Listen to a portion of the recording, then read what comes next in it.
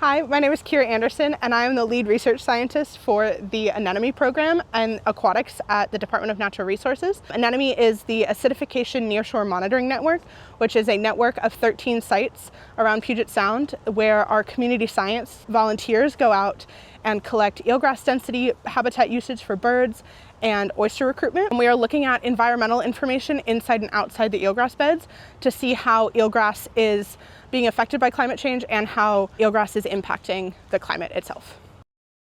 I like that I get to be a part of the methodology building, the data collection, and then the reporting and presenting of our results and findings. I also like that I get to be a part of community science and interacting with volunteers and people that are new to the ocean, getting to introduce them to the ocean and experience different habitats. I started my career actually as an education volunteer at an aquarium where I got to teach people and introduce them to different aquatic species and different habitat in the oceans. And then from there, I got an undergraduate degree in marine biology and a master's degree in marine biology. And I worked for a couple of years as a research assistant. And then I got this job here at the Department of Natural Resources. In the summer season, I spend a lot of time out in the field, like our site, and we're collecting data. We are interacting with volunteers. We're helping them be able to collect data. And then in the wintertime, I am collecting all of that information and putting it into reports and presentations to show to our community and then also other research groups. I make decisions on the types of data that are collected and how the data is collected. So when we are collecting different sediment samples for different habitats and looking at how eelgrass affects the sediment composition, I created protocols for that. And then I also make decisions on activities for the volunteers and interns in our program.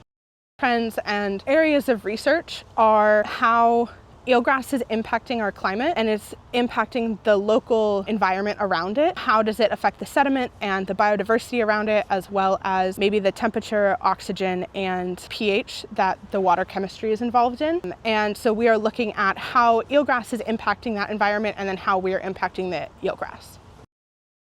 Well, I need to be able to work on a computer. I work a lot with Excel and some coding to be able to process our data. And then I also need to be able to teach people about the environment, whether that's in a large group setting or on a one-on-one setting, showing people and maintaining interest in what they're looking to learn. We operate as a team, and there's a number of different levels within our team. Some people have a high school degree, some people have a bachelor's degree, and some people have a master's degree. You don't have to specifically have a degree in marine biology, but a degree in a science goes a long way.